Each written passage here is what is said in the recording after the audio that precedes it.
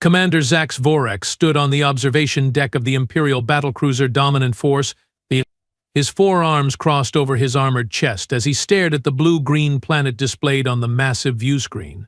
Earth, such an unimaginative name for a planet. But then again, what could one expect from a species that had barely managed to crawl out of their gravity well? Sir, the diplomatic team has returned from their meeting with the human representatives, announced Lieutenant Gruel, her voice tinged with the distinctive rasp of the Kaltorian accent. Vorex turned, his metallic scales catching the light. And? What did these humans have to say about our generous offer? Gruel's facial tendrils twitched, a sign of discomfort among her kind. They declined, sir. They what? Vorex's voice dropped to a dangerous whisper. They declined our offer of protection. In fact, the human representative laughed. Actually laughed, sir? Vorex's upper eye ridges rose in surprise. These primitive mammals refused the protection of the galactic hegemony. Do they not understand what this means? Oh, they understood perfectly well, sir. Their exact words were, Gruel consulted her data pad and cleared her throat, thanks, but no thanks. We have been protecting ourselves just fine for thousands of years without alien overlords taxing us into oblivion. A low rumble emerged from Vorex's throat, the Kaltorian equivalent of a chuckle. Overlords? Is that what they think we are? We are merely offering them the same arrangement we have with 100 other species. Protection in exchange for resources. A fair trade. They didn't seem to think so, sir. They also mentioned something about reading our history and not being particularly impressed with our, what did they call it? Oh yes, our protection racket. Vorex slammed one of his 4 fists down on the console. Insolent creatures. Do they not realize the Vraxian Empire could obliterate their pitiful planet with a single command? That's just it, sir, Gruel said, her voice lowering conspiratorially. When Admiral Draz mentioned our superior firepower, the humans just smiled and said, "We have heard that before." From whom? They have been isolated in this backwater system until we discovered them 3 of their years ago. Gruel shrugged her bony shoulders. Unknown, sir. But their confidence was unsettling. Vorex turned back to the viewscreen, studying the peaceful-looking planet with narrowed eyes. Perhaps a demonstration is in order. Nothing too severe, just enough to show these humans their place in the galactic pecking order. The High Council has approved a limited military action, sir, just as you suggested. Excellent. Prepare the fleet.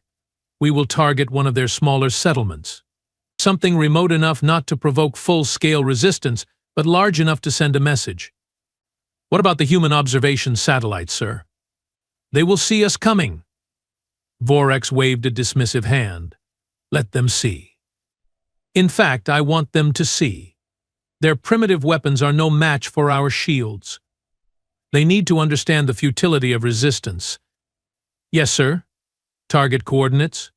Their settlement called New Zealand. Small population, isolated location.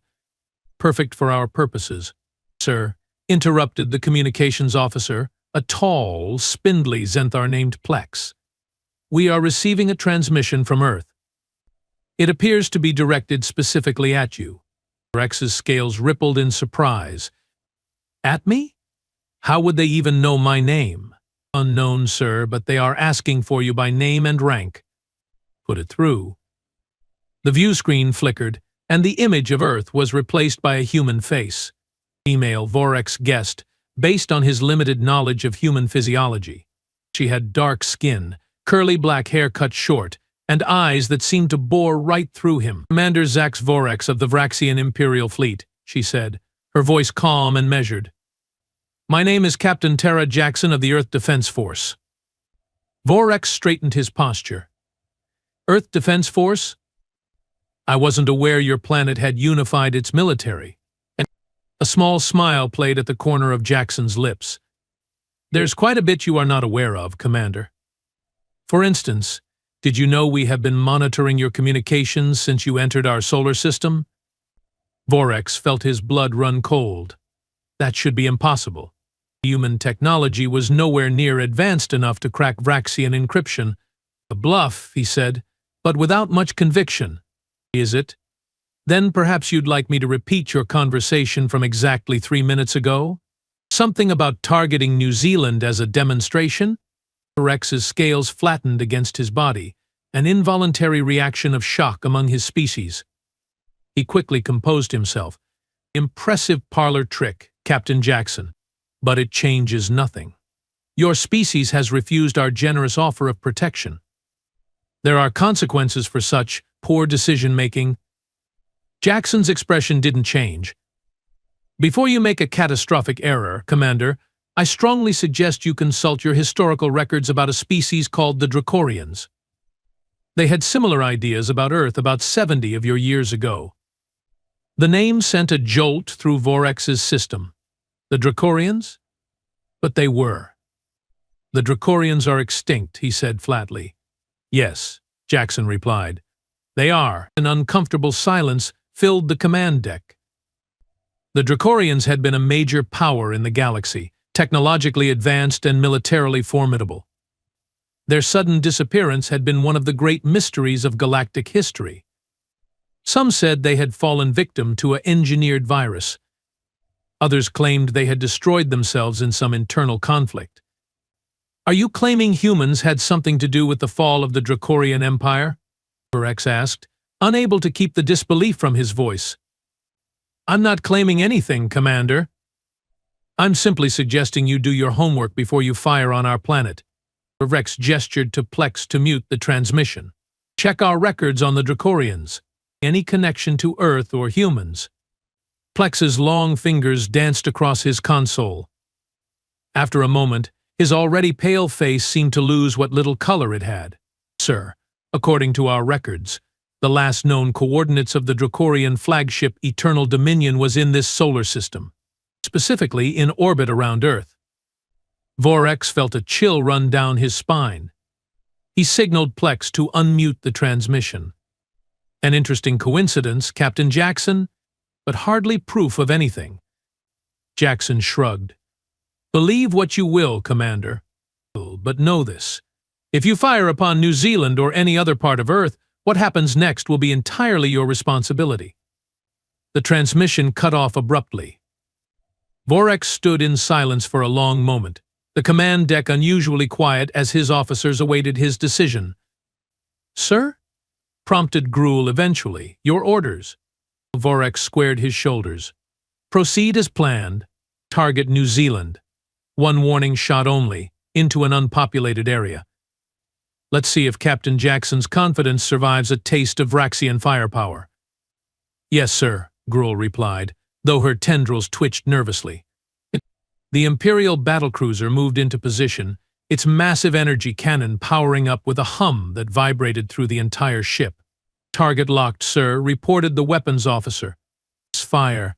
A blinding beam of energy shot from the dominant force toward the small islands below. The entire command deck watched in anticipation. Then something impossible happened.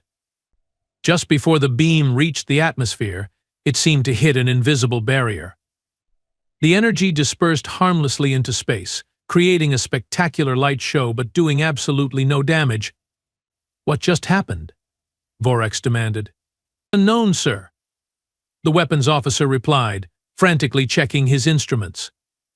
The energy signature just disappeared. Shields, Vorex said suddenly, a terrible suspicion forming in his mind. Scan for shield technology around the planet. Be care. Gruel worked her console, then looked up with wide eyes. Sir, the entire planet is surrounded by an energy shield. But it's not like anything in our database. It's not even registering as technology according to our sensors. That's impossible, Vorex muttered. A planetary shield requires thousands of generator stations and energy output that would be visible from space. Sir, Plex interrupted, his voice shaking. We are being hailed again. Multiple channels from all over the planet. Vorex felt a creeping dread. Put it on screen. The view screen split into a dozen smaller images, humans of various appearances, all wearing what appeared to be military uniforms from different nations. This is General Wei Zhao of the Chinese Space Command, Admiral Vikram Singh, Indian Orbital Defense, Colonel Sophia Mendez, Pan American Defense Coalition. One by one, they identified themselves, representatives from all over the planet. And each one looked at Vorex with the same expression, not fear, not anger, but something far more unsettling, pity. Captain Jackson's face appeared among them. Commander Vorex, you have fired upon Earth. Consider this your only warning. The transmissions cut off simultaneously. Sir, Gruel said, her voice barely above a whisper. We are detecting energy signatures, thousands of them, coming from everywhere. Everywhere. What do you mean everywhere? From the planet, yes, but also from the moon, from orbital platforms we somehow missed, from beneath the oceans. They are all powering up simultaneously. Before Vorex could respond, the ship's AI spoke, its synthetic voice containing an unfamiliar note of urgency. Multiple targeting systems have locked onto our position, calculating threat level maximum. Recommendation, immediate retreat. That's absurd, Vorex snapped. These are humans, barely space-faring primitives. The ship shuddered violently, throwing several officers from their stations. What was that? Vorex demanded. Some kind of kinetic weapon, sir, reported the damage control officer. It just passed through our shields like they weren't even there. Impossible. Sir, Plex called out, his voice cracking with stress. Message from the Vraxian High Command. The capital, sir. The capital is under attack. What? By whom? Unknown vessels, sir. They appeared out of nowhere. Our defense systems didn't detect their approach until they were already firing. The viewscreen showed a live feed from the Vraxian homeworld. The majestic spires of the capital city were burning, massive ships of unfamiliar design hovering above them. Those ships, Gruel said, staring at the screen. They are human-designed. That's not possible, Vorex whispered, but even as he said it, he could see she was right. The vessels had the unmistakable aesthetic of human engineering, functional, almost crude by Vraxian standards, but apparently devastatingly effective. Sir, said Plex. Another transmission. Audio only. Put it through. Captain Jackson's voice filled the command deck. I tried to warn you, Commander. You really should have done your research. You are not the first species to underestimate us, and sadly you probably won't be the last. How? Vorex demanded. How could you possibly have reached our homeworld? It's thousands of light years from Earth. Oh, we have had faster-than-light travel for decades, Commander. We just don't advertise it. We have learned it's better to let potential threats underestimate us. It saves everyone a lot of trouble in the long run. Well, usually.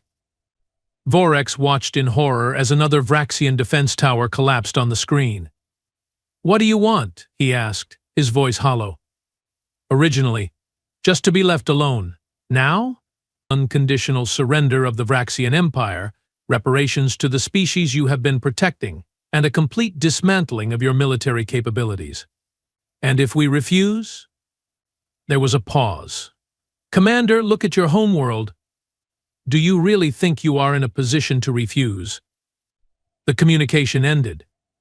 Vorex stared at the burning capital, a city that had stood for 10,000 years, now crumbling under the assault of a species he had dismissed as primitive just hours ago.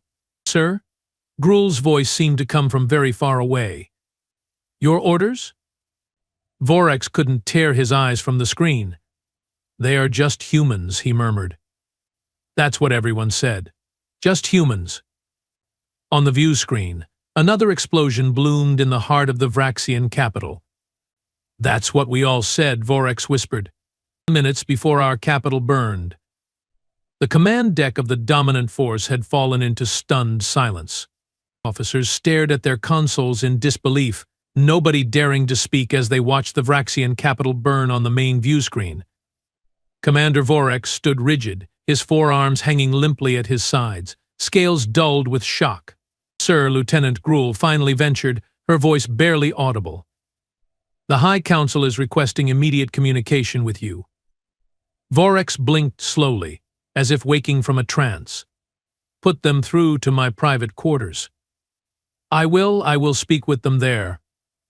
As he turned to leave, the ship rocked violently again. Another kinetic strike.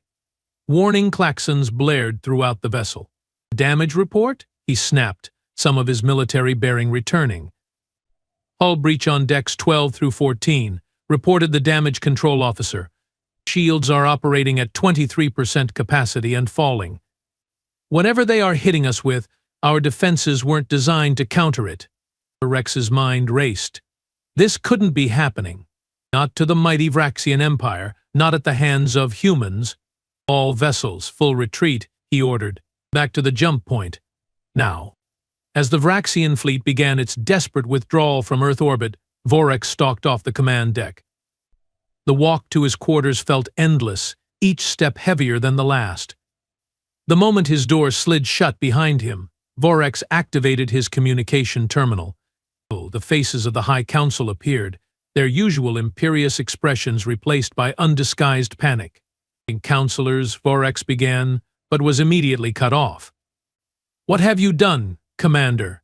Hissed Grand Admiral Zek, his scales flared in fury.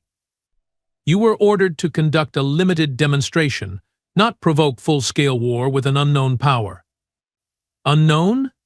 Vorex replied, his voice tight with controlled anger. We were told the humans were primitive, barely spacefaring. That's what our intelligence reported. That's what everyone said.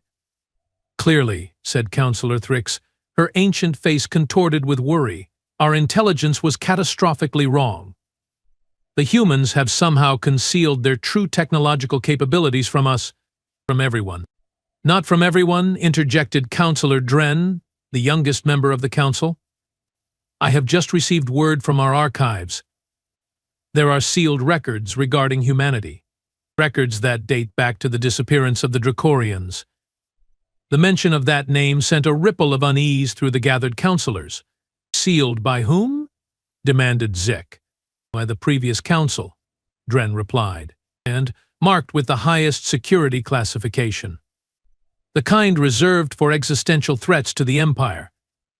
Vorex felt his blood run cold. The human captain, this Jackson, she mentioned the Dracorians, but suggested we should research what happened to them. We know what happened to them, snapped Zeke. They vanished. Presumed destroyed by internal conflict or disease. What if we were wrong? Vorex asked quietly. What if they were destroyed by humans? A heavy silence fell over the communication. Finally, Counselor Thrix spoke. Commander Vorex, you will cease all hostilities against Earth immediately. Return to Vraxia with all possible speed. We will negotiate with the humans. Negotiate? Vorex couldn't believe his hearing organs. The High Council does not negotiate. We dictate terms. The capital is burning, Commander, Thrix said flatly. Our primary defense grid has been neutralized. Human ships have appeared in orbit around 6 of our colony worlds.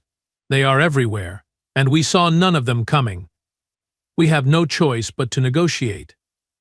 The communication ended abruptly, leaving Vorex alone with his thoughts. How had it come to this? How could the mighty Vraxian Empire be brought to its knees in a matter of hours by a species they had dismissed as insignificant? A soft chime indicated another incoming transmission. When Vorex accepted it, Captain Jackson's face appeared on his screen. Commander, she said with a nod. I trust you have spoken with your leadership? Vorex narrowed his eyes. You are monitoring our secure communications now? Jackson's lips quirked in what humans called a smile. Commander, we have been monitoring your secure communications since we first detected your species entering the galactic stage 300 years ago. 300? That's impossible. We only discovered Earth 3 years ago. You only discovered what we allowed you to discover, Jackson corrected. Earth has had observation posts throughout the galaxy for centuries. We have been watching, learning, and preparing. Preparing for what? for the moment when yet another expansionist empire decided that Earth looked like an easy target. Her expression hardened. "We have dealt with your kind before." "The Dracorians," Vorex said quietly. "Yes, though they weren't the first, nor the second." Jackson leaned forward. "Humanity has a long history of being underestimated, Commander. It rarely ends well for those who make that mistake." "What happens now?" "Now, we dictate terms. Your fleet will stand down. Your empire will disarm. Your protection racket ends today." Vorex felt his pride flare. "And if we refuse?" Jackson didn't respond immediately. Instead, she gestured to someone off-screen. A moment later, her image was replaced by footage of what appeared to be a Vraxian colony world. Vorex recognized it as Calthor Prime, one of their oldest and most prestigious settlements.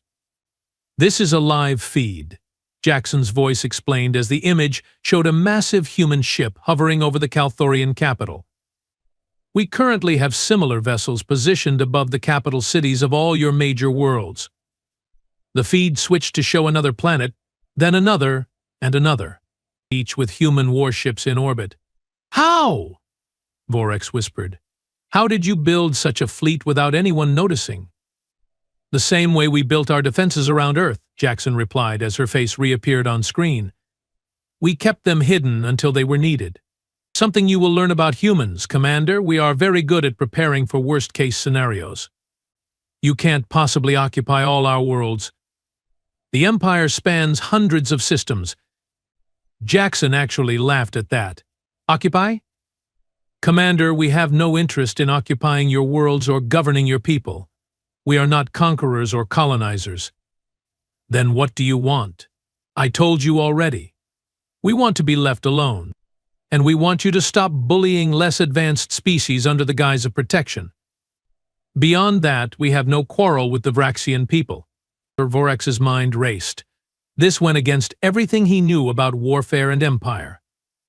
When one power defeated another, they absorbed their territory, their resources, their people.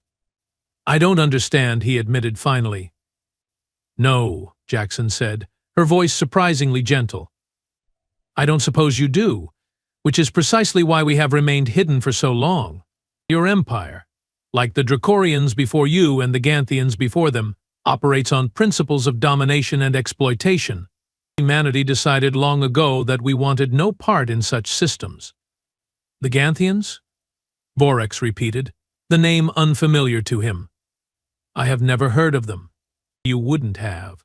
They were eliminated over 2,000 years ago when they attempted to enslave Earth."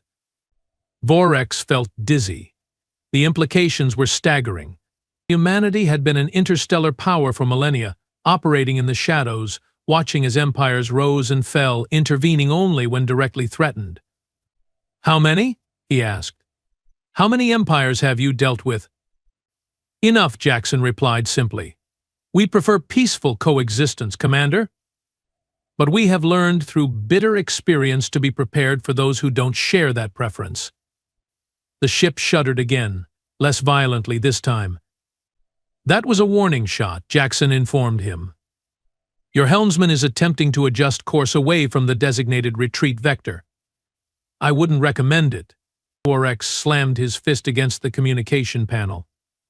"You are monitoring our helm controls too?" "Commander, at this point you should assume we are monitoring everything. Your weapons, your engines, your life support systems." Her expression became deadly serious. "We could shut them all down with a single command if we wanted to." The implications hit Vorex like a physical blow. If what she said was true, the humans could have destroyed them at any time.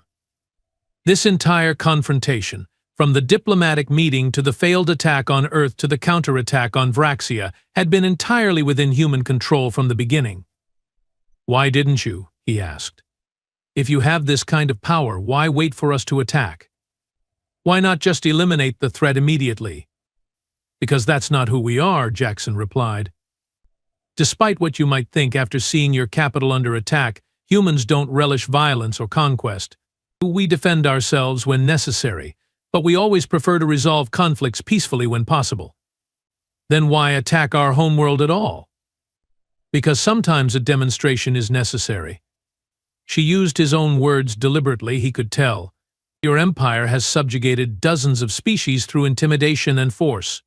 We needed to show you, and them, that your power is not absolute. The door to Vorex's quarters slid open, and Lieutenant Gruel rushed in, forgetting all protocol in her panic. Sir, our colony worlds are reporting that the human vessels are broadcasting on all frequencies. They are telling our subject planets that they are free, that the Vraxian Protection Pact is dissolved. Vorex looked back at Jackson's image on the screen. You are inciting rebellion throughout our territory. We are simply informing people of a changing political reality, Jackson corrected. Your empire as you knew it is over, Commander. The sooner you and your leadership accept that fact, the smoother this transition will be for everyone. You call this smooth? Vorex gestured wildly toward the window, where the retreating Vraxian fleet was visible, several ships showing damage from human weapons. Compared to what happened to the Dracorians? Yes, quite smooth. Jackson's expression darkened. They refused to accept reality until it was too late. We hope the Vraxian High Council is wiser. Roll approached Vorex, lowering her voice. Sir, we are receiving reports from across the Empire. Uprisings on 12 worlds. 3 system governors have already announced their independence. It was collapsing. Thousands of years of Vraxian dominance crumbling in a matter of hours, all because they had underestimated a single species from a seemingly unremarkable blue planet. The High Council has sent new orders, Gruel continued. We are to return to Vraxia immediately and assist with evacuation efforts. Evacuation? Vorex couldn't believe what he was hearing. They are abandoning the capital? Parts of it are uninhabitable now, sir. Gruel's voice cracked slightly. The human weapons have caused damage our engineers don't understand.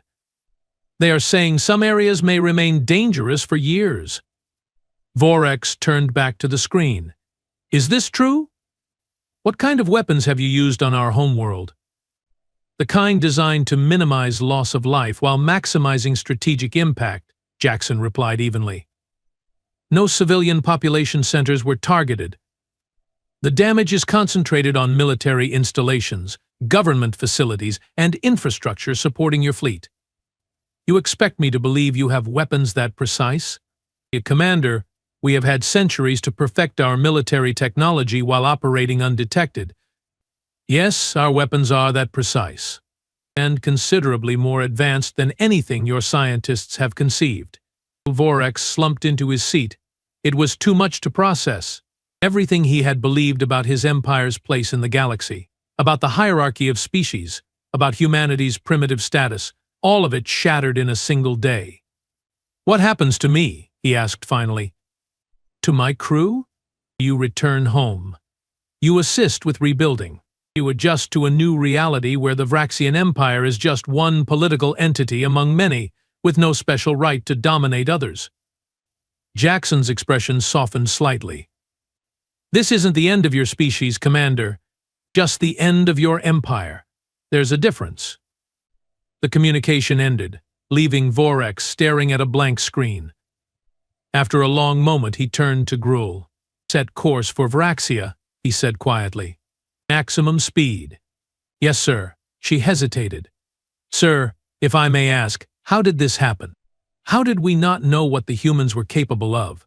Vorex gazed out at the stars, at the vastness of space that suddenly seemed much more dangerous, much more mysterious than it had just hours ago. Because they didn't want us to know, Lieutenant. They have been hiding in plain sight, watching, waiting. And we were too arrogant to consider the possibility that we weren't the most advanced species in the galaxy. He laughed bitterly. They are just humans, we said. But we were wrong. So terribly wrong. As the dominant force limped away from Earth, Vorex wondered how many other secrets the galaxy held.